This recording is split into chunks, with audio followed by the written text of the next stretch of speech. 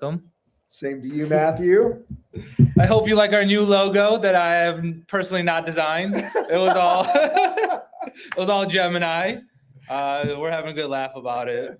Oh my gosh, it's hilarious. I love it though. It's cool. Well, your daughter's the one that made the caricatures, and I just use the caricatures to upload into it. From one AI to another AI to another. And, Two guys, and one if, mic. And if you guys are lucky, eventually the AI will just be doing the podcast for us. No, they need a personal feel. They don't want a computer stand. Oh, okay, all right. They want the actual people with their own opinions. All right. Welcome back to another episode over here. Got a couple things to talk about. Last couple times we were kind of pooping on Washington, but now we might poop on our own state. One of them, literally. Yeah, literally, for real. A couple of things going on in Idaho. Wanted to make it a little bit more specific to what we have going on here. Might be a little quicker one. We only got 3 articles to talk about. One of them is legislation. That has been a House bill has been proposed to get rid of HOAs completely. We'll talk about that. Another one in Idaho.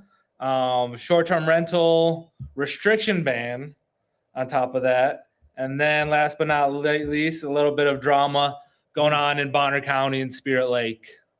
I know that's the one that you're least interested in, so we'll jump into that one first. Heck yeah, absolutely. So what's the article about? What did they just do up in Spirit Lake? Now, just to define this, Spirit Lake is in both Bonner County and Kootenai County. Yep, right on the border. Right on the border. And go ahead and run with it. Well, I was going to say, we talked about it when we were doing the market review of 2025, where they had a crazy amount of appreciation over last year because of their building moratorium, because of the sewers that people can't hook up to. There's no new construction being able to be done there. Yep. Right. Correct. And so that's because the sewer system doesn't have the capacity for new hookups and new houses or what have you. Yes. Within the city limits of Spirit Lake. Yep. And so on February 26th, I think that was a couple of weeks back, Bonner County held a town hall for a conditional use permit to allow Spirit Lake utilities, the sewer system, to be able to expand and to be able to meet the capacity, to use this land, right, to be able to, develop more sewage treatment? Yeah. So they were expanding their sewage treatment capacity into this land that they purchased in Bonner County. Yeah.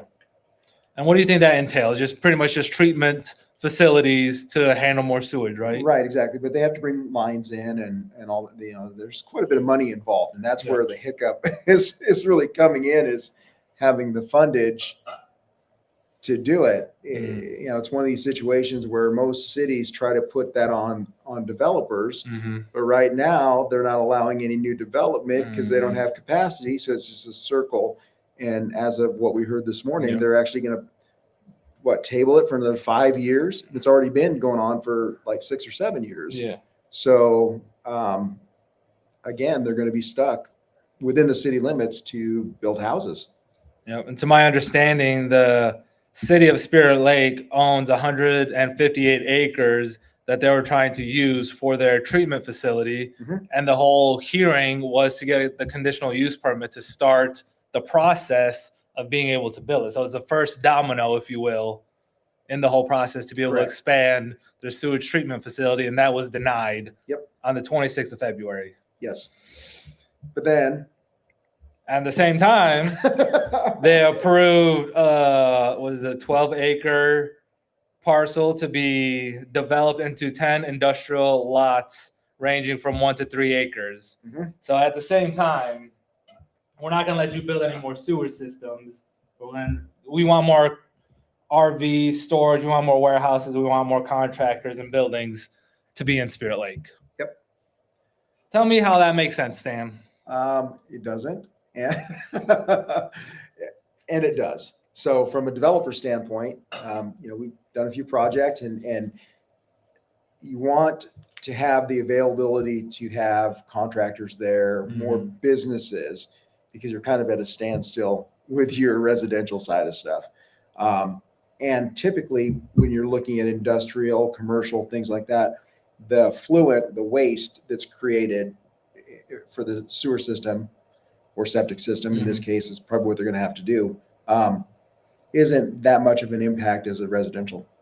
Because you're going to get smaller lots in residential. Yeah. We're talking 1 to 3 acre parcels as opposed to potentially 0.10 to 0.16 acre lots, 8 per acre houses, residentials. You don't want to have septics like that. You want to have a sewer system. So I see what their thought process is. And, even for the commercial projects we've done, you really don't have a lot of people using the bathrooms because they're typically, single user type things, and they're not really having a lot of traffic in there with customers and things like that. So, I see why they're like, oh yeah, this is no big deal. Yeah. Do you think it's a way for them to limit the sprawl of the city from expanding and from, this is our town, we don't want to get any bigger? I don't think so, because it's not even that piece. I pulled it up. It's not even in the city limits. It's in Bonner County. It's in the county. I'm at the sewage treatment part of it. That I don't know what the deal is. You know what? That's a good conspiracy theory. Let's roll with it. Because you know how many people that I've talked to, they keep Idaho. We don't want these Californians coming in. We don't want growing this, that, the third. That's part of why the county restricts parcels from being less than 5 acres, right? It's a form of some kind of developmental control, right? Sure. Yep. So you know what? You're probably onto something. Maybe tinfoil hat guys. Exactly. Yeah. So, 2 guys, tinfoil caps. well, it's just interesting. It's just like, you don't want any people come in their building, we're going to be building this light industrial, which we have a lot of blue collar workers here. I totally get it. They need somewhere to work out of. They don't want them working out of their house. And so you need a light industrial zoned area for them to hold all their stuff and to be loud and make noise. You don't want that in their house either, Right.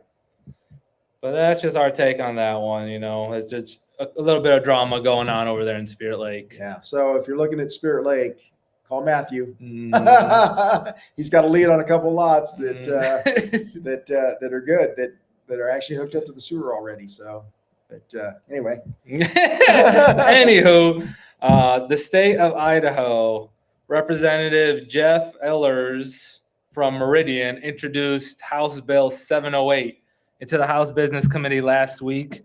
It pretty much is a new process for HOAs to automatically dissolve unless homeowners gave it express consent to keep them.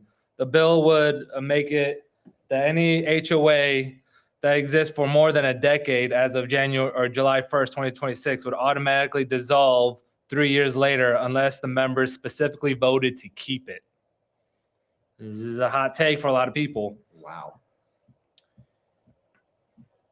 That is, I foresee this, if this passes, just a can of worms, as they say, for sure, because I have mixed feelings on the whole thing with HOAs.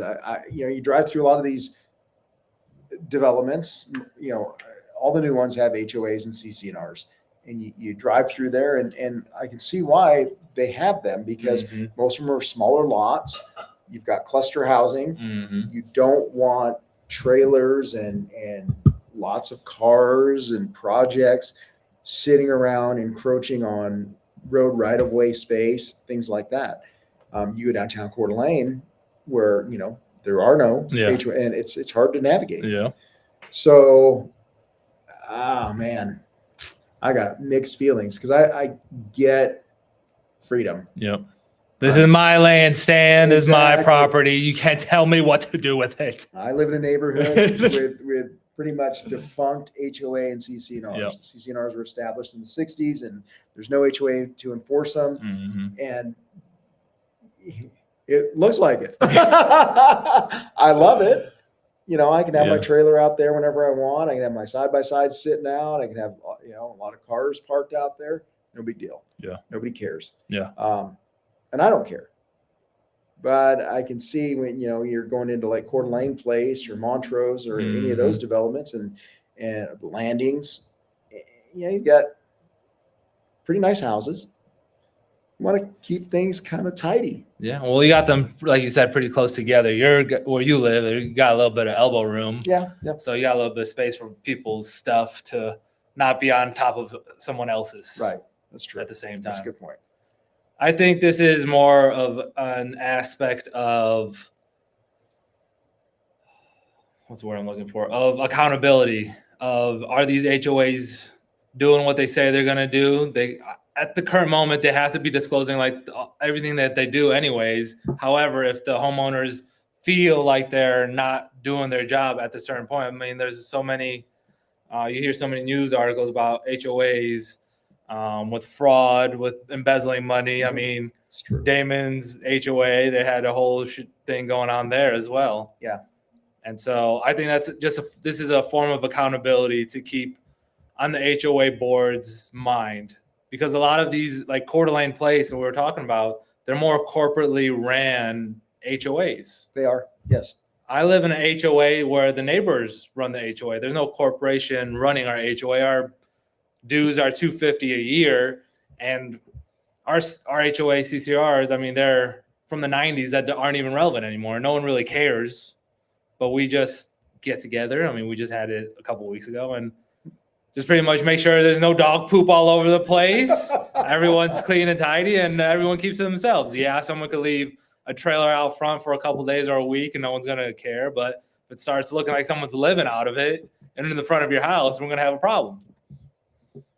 So it's a commonsensical approach, really, right? Truly. So, no, I think you're onto something there with the accountability, because that really is the thrust of why HOAs are in place, to kind of keep people in check a little bit, and vice versa. I mean, that's why you have your board meetings every month or every quarter, whatever it is, and to review, what's sitting in the account, and it's all public knowledge for everybody that lives there. So, yeah, I mean, do people go bad sometimes? For sure. Yeah, there's no doubt.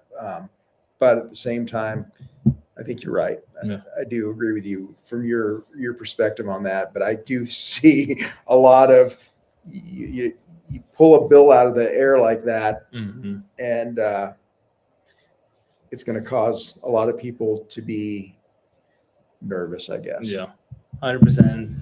I think we're talking about this when we were looking at this, when we first heard about this. What's better, having an HOA run by the people who live there, or having a corporate ran HOA? And like with my HOA, we have less than 100 houses, so it's not that hard. But Coeur d'Alene Place, a couple thousand houses. Yeah.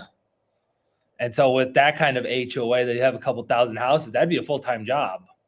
And these are supposed to be, well, for my HOA, it's an unpaid position. But for a couple thousand house HOA, it's a full-time job. Yeah.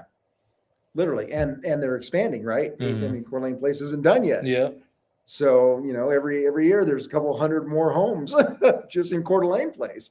So yeah, I mean, you're right. It is a full-time job. I don't even know how they're going to address all that. Yeah. I mean, seriously, unless of course, like you said, it's run by a corporation, a third party potentially, which Coeur d'Alene Place might be, but a smaller development like yours, they corporate company may not even take it on. No, exactly. They might look at it and go, "Hey, you don't have enough houses."